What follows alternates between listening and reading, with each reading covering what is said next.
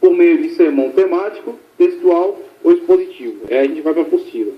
Sermão temático. Sermão temático.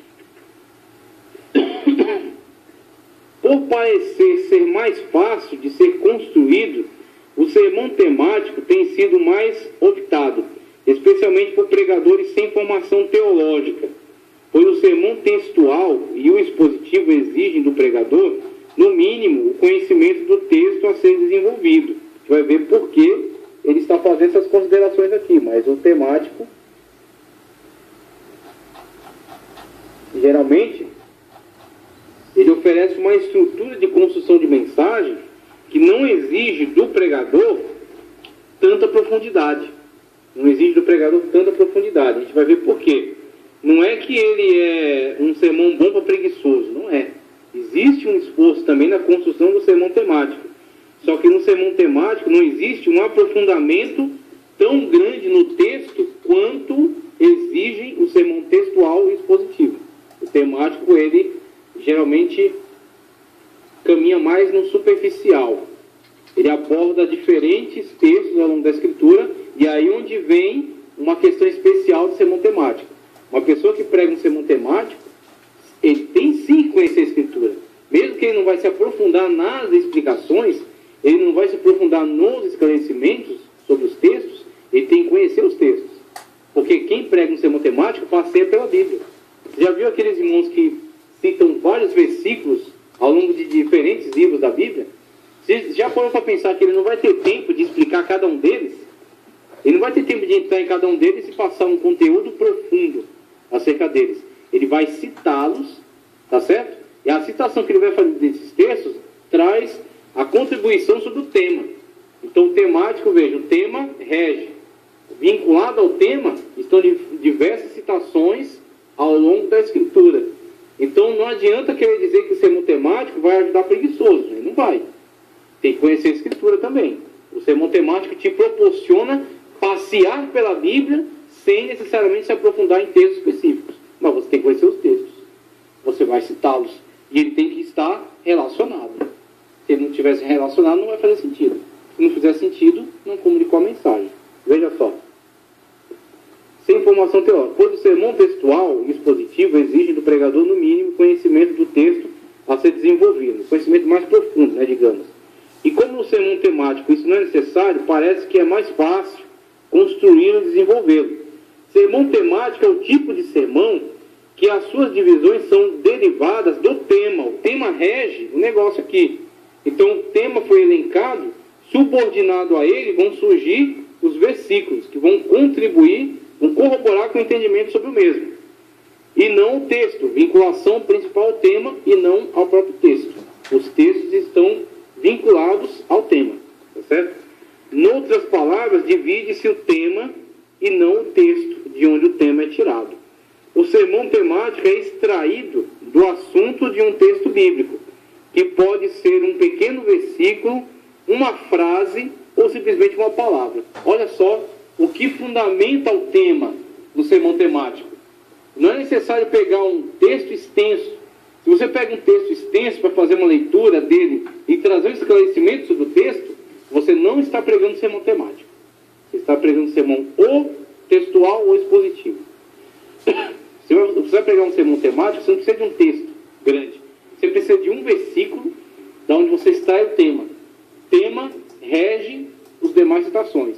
Ou você precisa de uma frase do versículo. Já viu o pregador que fala assim, capítulo 7, versículo 15, parte A. Essa divisão é totalmente artificial, tá? Então o que acontece? Para começar, o versículo é artificial.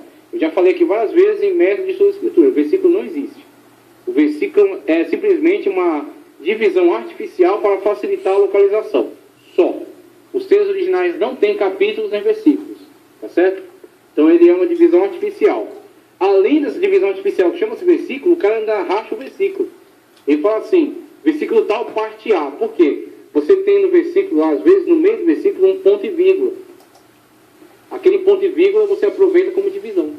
Aí você quer extrair uma frase que ela está relacionada ao início do versículo, parte A, ou parte B, o final do versículo, do meio para o final. Ou às vezes você não quer nem o versículo e nem parte do versículo. Você quer uma palavra só. Então você faz a leitura do versículo e dá ênfase naquela palavra. Amor. Irmãos, eu vou falar hoje para vocês aqui acerca de amor. Pronto, você elegeu o seu tema. Aí, o seu tema, você vai vincular diversos versículos. O que é amor? Aí você vai trazer uma explicação. Amor é isso, amor não é isso, amor faz isso, amor não faz aquilo, amor, amor, amor, amor. Quando você chegar no final das citações, você terá todo um leque aberto nas Escrituras, trazendo um esclarecimento acerca do amor. E aí a igreja vai para casa com a certeza do que é amor. Pronto, você pregou um sermão temático, tá certo? Sermão temático é o tipo de sermão em que as suas divisões são derivadas do tema e não do texto. Em outras palavras, divide-se o tema e não o texto. O sermão temático é extraído do assunto de um texto bíblico, que pode ser um pequeno versículo, uma frase ou simplesmente uma palavra. Nele o pregador não se prende ao contexto imediato, que vem antes ou depois. O pregador deve explorar apenas o assunto do texto que leu com os ouvintes e não o significado. Veja, deve explorar o assunto e não o significado. O assunto fornece a ele o tema, e a partir do tema, a explanação nos outros textos bíblicos. A partir do momento que ele se interessa pelo significado e começa a explicá-lo, ele sai da pregação temática. Ele entrou na pregação textual ou expositiva, tá certo? O pregador deve explorar apenas o assunto do texto em que leu aos ouvintes, não o significado e não o significado do enredo onde o texto se encontra. Esse tipo de sermão está estritamente ligado ao título, isto é, ao assunto. Nesse sermão, o tema ou tópico é a frase-chave que será dividida e desenvolvida.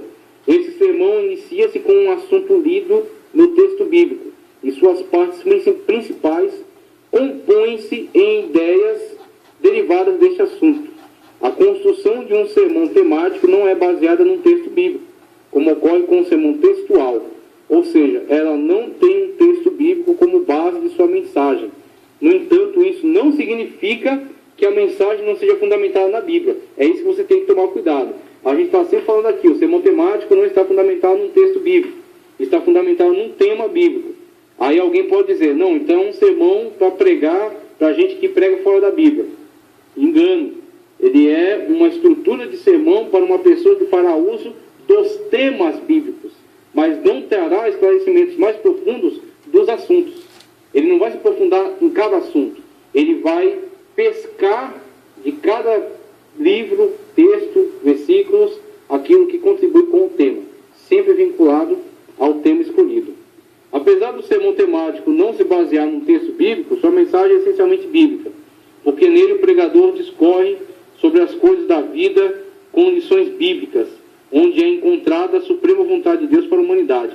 O que é bonito do sermão temático é que se a pessoa que constrói esse sermão, ela tiver muita dedicação, muito empenho no que ela está fazendo, ela consegue transmitir à igreja, ela consegue legar à igreja muito conhecimento de diferentes textos bíblicos, diferentes locais da Escritura Sagrada. Você vê um pregador que constrói seu sermão na estrutura do sermão temático e ele tem uma capacidade de memória muito boa, ele memoriza muito bem os textos, ele cita os textos com facilidade. Por exemplo, quem esteve lá na sede com o comentarista, lá do comentarista bíblico, que foi lá. Lembra o nome dele? Não lembra, né? Ele escreveu o livro também, A Bíblia como Fonte do Direito, e é comentarista também da Bíblia. Bíblia do Pregador, exatamente. Não me lembro do nome dele. Mas vocês viram a habilidade, o primor da habilidade daquele homem em citar versículos? Como ele cita os versículos com uma facilidade tremenda. E ele fez com um poema, uma música, ele fez cantado. E a pessoa tinha ali como memorizar aquelas citações.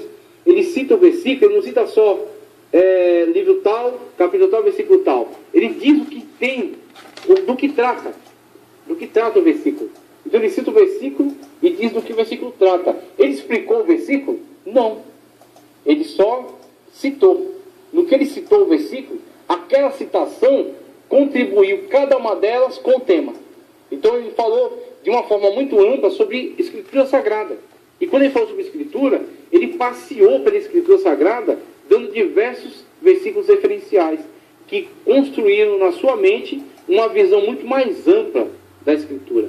Aí você viu o valor que dão à Escritura, a importância da Escritura, a inspiração da Escritura, a autoridade da Escritura, o alcance da Escritura, né? Aquilo que a Escritura produz na vida das pessoas, a ausência da Escritura e o mal que causa, através do leque de versículos que ele abriu, as citações que ele fez. Então você vê a importância de uma pessoa que constrói um sermão temático com responsabilidade, com competência, né? Que tem competência naquilo que está fazendo. Ó, vamos dar mais uma sequência aqui, a gente vai para o intervalo, veja só.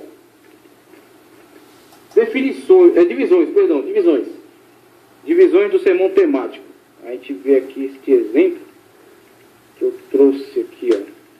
Divisões do sermão temático, para você entender qual é a lógica aqui, ó.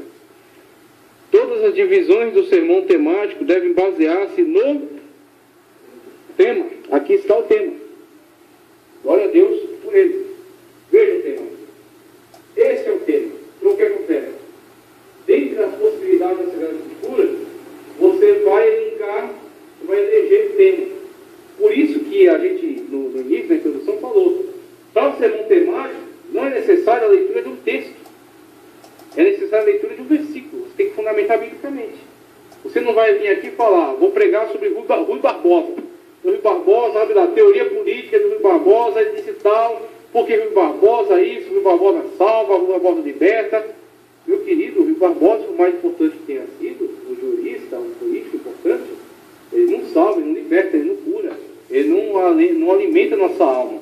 Então, se você citar o Rui Barbosa como nota de rodapé no meio de uma pregação biblicamente fundamentada, aí ele pode acrescentar alguma coisa.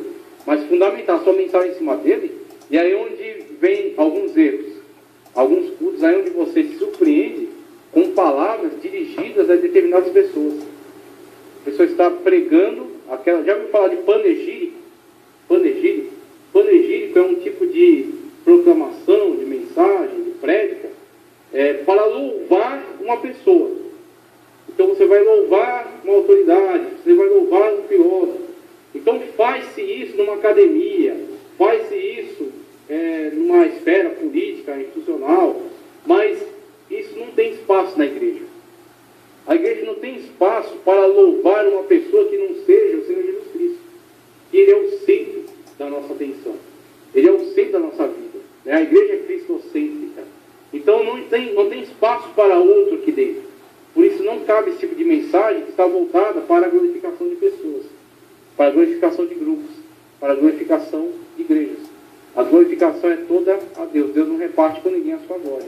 Né? Então o que acontece? O tema. A partir da leitura do versículo, você captura lá o tema. Irmãos, vou ler aqui esse versículo, o versículo em algum lugar fala acerca de a justiça de Deus. Irmãos, eu quero falar acerca de justiça para vocês. Vocês acham que tem versículo na Bíblia para falar sobre justiça? Está repleta. Então tem temas que você não consegue esgotar. Que, aliás, eu acho que não tem nenhum tema que você consiga esgotar. Mas tem temas que extrapolam. Tem, assim, mas muita mesmo, muita referência, muito subsídio.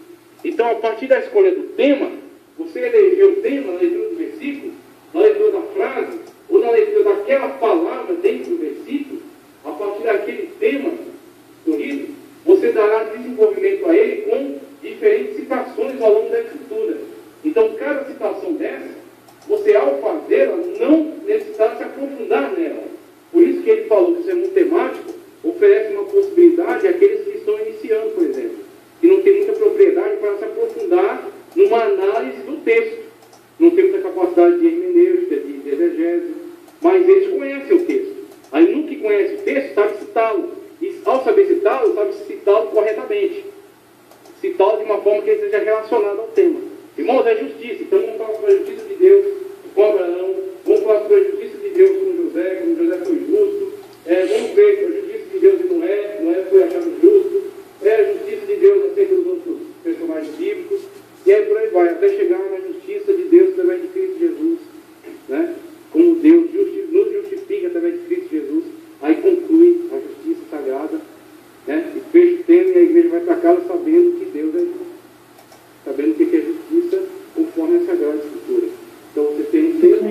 textos relacionados a ele, subordinados a ele, e esses textos serão desenvolvidos, tá certo? De uma forma lógica, podendo seguir uma sequência cronológica ou uma sequência da lógica do assunto. Não é necessariamente, não tem que ser obrigatoriamente cronológico. Você pode trocar a ordem cronológica, mas tem que estar relacionado ao tema, não pode fugir do tema. Se você foge do tema em algum momento, quando você perdeu sua mensagem, você está perdido. Você não sabe nem de onde veio, nem para onde vai, nem o que está fazendo aqui. E essa mensagem a gente também não sabe o que fazer com ela. Quando você não sabe qual o tema que está pregando, você não relaciona os versículos ao tema, você começa a falar um monte de coisa boa, você começa a falar um monte de coisa interessante, um monte de curiosidade, né? Citar a Bíblia inteira, mas sem relacionar. Tá certo? Aí você vê o pregador perdido e a igreja mais perdida ainda.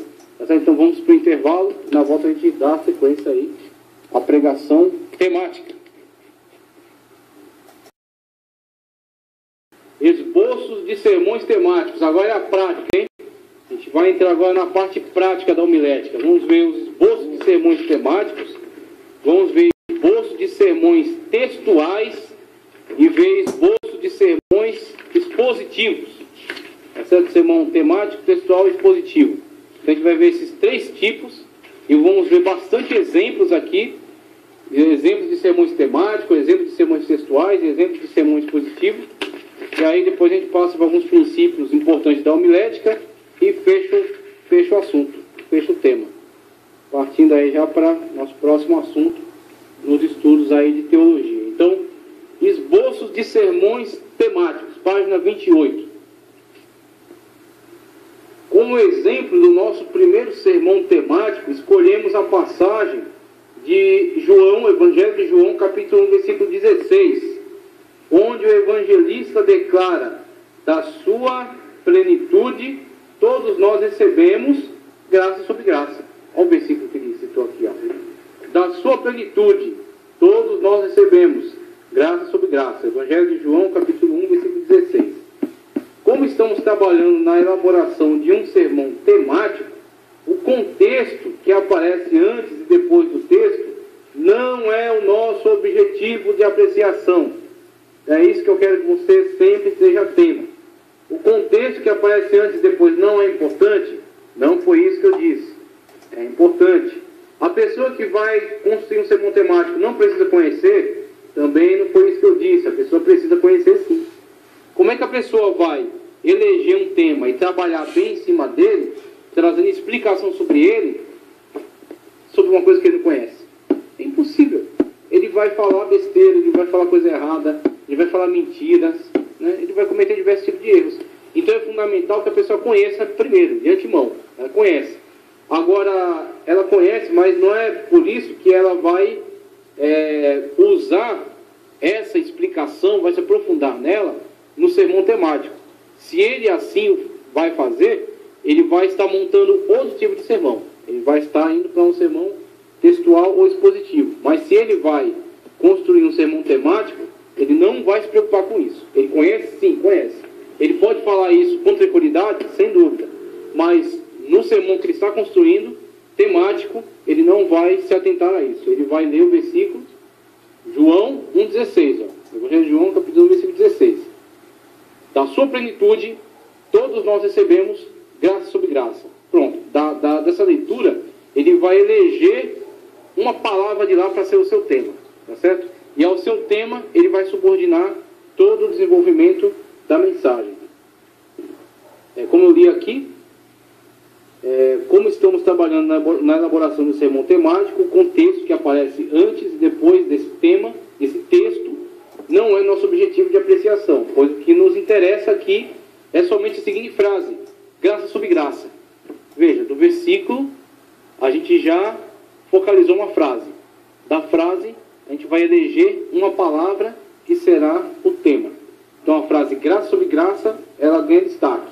Título, nosso sermão textual: a graça do Senhor Jesus Cristo é dada continuamente. Esse título que foi dado, ele vai conduzir a minha pesquisa. Esse título que foi dado, eu dei um título à mensagem. Inclusive é um bom hábito. A pessoa que dá um título à mensagem, ela já prepara o público para aquilo que será comunicado. O público já vai meditando acerca do assunto, já vai se interessando pelo assunto, né? Como o pessoal diz vulgarmente por aí, já está vendendo seu peixe, né? Já está vendendo seu peixe. Então veja, o título, agora o tema. O que a graça representa? O que a graça representa? Pronto, nesse tema que foi declarado por ele, o que a graça representa, para explicar esse tema, ele vai enumerar alguns versículos. Ele vai lançar mão de alguns versículos. Cada versículo desse vai contribuir com uma parte. Cada versículo desse contribui com uma parte. Cada versículo desse vai esclarecer um pouco mais. Vai trazer um entendimento um pouco maior. Até que o tema seja suficientemente abordado. Seja suficientemente expandido. Então temos aqui nesse outro quadro, temático, a Sagrada Escritura como fonte para a pregação, o texto escolhido, o Evangelho de João 1,16. E todos nós recebemos também da sua plenitude. Aí eu coloquei uma ênfase ali em vermelho. Graça sobre graça, que é o nosso principal, é aquilo que é de principal nesse versículo. O que tem na continuidade do versículo e o que tem na continuidade do texto, veja, João 1,16. O capítulo 1 de João inteirinho é importante. Eu tenho que conhecer isso aqui, eu tenho que estar tranquilo em relação ao que tem antes e depois. Agora, no meu sermão, eu vou lançar meu olhar sobre aquele que está frisado ali, graça sobre graça. Pronto, desse graça sobre graça aqui, vai sair o quê? Vai sair o meu título. Ali, ó, meu título. A graça do Senhor Jesus Cristo nos é dada continuamente. Pronto, é o título da minha mensagem. Eu quero, primeiro, quando menciono o título, despertar a curiosidade. Quando eu mencionei o título, as pessoas começaram a pensar sobre ele. Elas estavam pensando em que antes? Na irmãzinha que errou a letra do hino. Estava pensando no irmão que está com uma gravata ridícula. Estava pensando que ele está com sede, quer tomar água de novo. Já tomou 10 copos de água, quer tomar mais um. Aí vai tomar o 11º e vai no banheiro depois. Bom, tudo bem, né? É um problema recorrente aí. Aí estava pensando no celular, estava pensando no carro, na conta, estava pensando no problema, estava pensando no Brasil que tomou 7-1, estava pensando em várias coisas. Quando você se posiciona na igreja de uma forma correta, saúdo a igreja com a paz do Senhor, não é saldo. Saldo é aquilo que se tem na sua conta bancária. Saúdo a igreja com a paz do Senhor. Cumprimento a igreja com a paz do Senhor, né? E aí vai. Aí a pessoa fala assim, saúdo a igreja com a paz do Senhor. Amém? Se ele já está dizendo um amém, então dispensou a igreja, né? Ele tem que dizer saúdo a igreja com a paz do Senhor de uma forma clara, né? Não gritando, mas com clareza, e esperar que a igreja responda. Ele está dizendo, ele mesmo já diz o amém, então para que dizer o amém, né? Ele já respondeu. Então, saúde a igreja com a paz do Senhor. Amém. Né? Pronto, o povo já ganhou uma parte da atenção. E ainda mais que, às vezes, alguns pastores, para honrar o pregador, pedem para que a igreja permaneça em pé. Então, ganha também mais uma atenção por isso aí. Geralmente é muito educado, não que seja proibido também, o pregador também já fazer a leitura com as pessoas em pé. Mas é bem educado, o pregador saúda a igreja cumprimenta ele, então permite que se assente, né? Principalmente porque no meio do povo tem pessoas velhas, tem pessoas com problemas, né, de saúde e que precisam ficar assentadas, então ele já fornece a possibilidade de se assentarem. Então, se assentou, aí você vai adentrar a mensagem. Você pode até fazer assim uma breve comunicação se você é visitante. É educado, se você é visitante de uma igreja, você se apresentar. Quem é você que está lá comunicando a mensagem? Eu sou fulano de tal, congrego na igreja tal, meu pastor chama-se tal, né? Se for uma igreja de fora do ministério, somos do ministério, setor 34, Ministério do Belém, né? Se apresentou basicamente você, de onde você veio, a mensagem. Geralmente é educado também agradecer pela oportunidade, agradeço pela confiança, nosso pastor fulano de tal. Antes de você pregar, se você é visitante lá, procure saber o nome do pastor. Pergunta para uma pessoa do lado, qual é o nome do pastor aqui? Né? É educado também você demonstrar que se preocupou em saber quem é aquele pastor. Porque às vezes quem te convidou não foi o pastor, foi um irmão que você conhece de lá. É uma situação que pouco tempo atrás eu passei. Quem me convidou foi um irmão do grupo de varões. Eu nunca tinha visto o pastor. Então, tem que pergunta para alguém o nome dele, agradece pela confiança. Agradece pelo convite, né, que o irmão fez. E aí adentra a mensagem, sem mais delongas, como o pessoal gosta de dizer, né? Adentra então a mensagem. Então, quando você vai adentrar a mensagem, se você está se preparando para trazer o público para o interesse, veja, você já conseguiu catalisar a atenção com a forma correta de cumprimentar. Você se apresentou, então você começou a se tornar familiar para eles. Você disse de onde veio, né? Isso, claro, são hipóteses para um momento que você seja um visitante, de uma igreja que ainda não te conhece. Uma vez feita essa apresentação com rapidez, né, sem tomar muito tempo, e sem piadinha, sem gracinha, sem palhaçada, você segue então para a mensagem. A mensagem já pode ser introduzida por meio do título. Veio lhes trazer aqui, comunicar a palavra de Deus, e o título da mensagem é tal. O título da mensagem é: a graça do Senhor Jesus Cristo nos é dada continuamente. E aí as pessoas vão começar a pensar: o que é graça? Né? E como assim a graça de Jesus Cristo? O que é a graça de Jesus Cristo? E eu, além de querer saber o que é graça e o que é especificamente a graça de Jesus Cristo, de que modo ela é comunicada continuamente? Em que momento da minha vida eu vivencio a graça de Jesus Cristo? Já que ele está dizendo que ela é comunicada continuamente. Você criou uma dúvida. A partir do momento que você criou uma dúvida, você criou interesse. Agora, se você fica rateando, não porque isso, não porque aquilo, né? E foi muito difícil chegar aqui, e foi uma tribulação, são assuntos que não dizem respeito às outras pessoas. Porque, falando francamente, o que me interessa os problemas que você viveu? Eu também tive problemas. E aí, você quer ouvir os meus? Então não interessa para mim os seus problemas, como para você não interessa os meus. O que interessa é que nós viemos fazer aqui. Nós viemos aqui buscar adorar a Deus. Nós viemos aqui buscar sermos ministrados na palavra de Deus. Então o pregador, consciente disso, que não pretende ficar enrolando, nem ficar tomando tempo com coisas paralelas, ele vai se apresentar, vai comunicar à igreja o título. Na comunicação do título, desperta dúvidas. E o que desperta dúvidas, ganha atenção. As pessoas vão querer que você responda. Você entendeu a questão de você criar uma dúvida na cabeça delas, por meio do título? Elas querem que você responda agora. O que é a graça e quando ela foi comunicada? Você disse que a graça de Jesus Cristo é comunicada continuamente. Onde? Quando? De que modo? E aí, através da mensagem, você vai convencê-los de que assim o é. Que a graça de Jesus Cristo, de fato, lhes é comunicada. E aí você vê na continuidade, você tem já o seu título. Aí, do texto que você leu, e aí lembrando sempre, um sermão temático não precisa de uma leitura extensa. Porque o que te interessa ali, o que vai orientar a sua mensagem é um tema. Um tema é extraído de uma frase. Um tema é extraído de uma palavra. Então você lê um versículo inteiro, eu aconselho o versículo, pelo menos o versículo inteiro ser lido.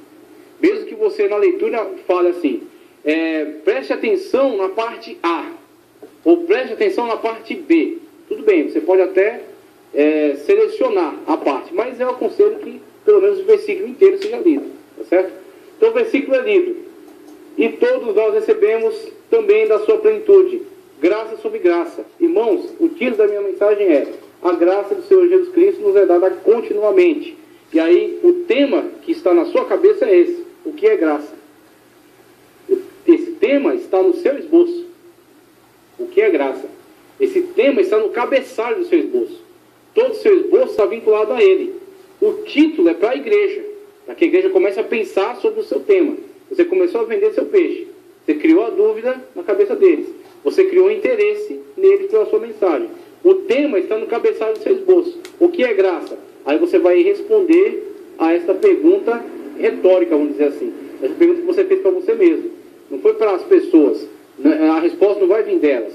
Você fez essa pergunta para você mesmo, para entregar para elas a resposta. Você criou a dúvida na cabeça delas, que também é a sua dúvida. O que é graça? E aí no desenvolvimento da pregação, você vai dizer, você vai explicar. Você vai, por exemplo, a partir do tema escolhido, que vai subordinar toda a pregação, você vai começar a levantar os versículos que vão contribuir na explicação do seu tema. Efésios 2:8, por exemplo. A salvação dos pecados. Isso é graça? Sim. É comunicação da graça. Alguém aqui foi salvo por mérito? Alguém que foi salvo porque pagou alguma coisa? Alguém que foi salvo porque é bonito, porque é bom, porque é cheiroso, porque é inteligente? Não, todos foram salvos pela graça de Jesus Cristo.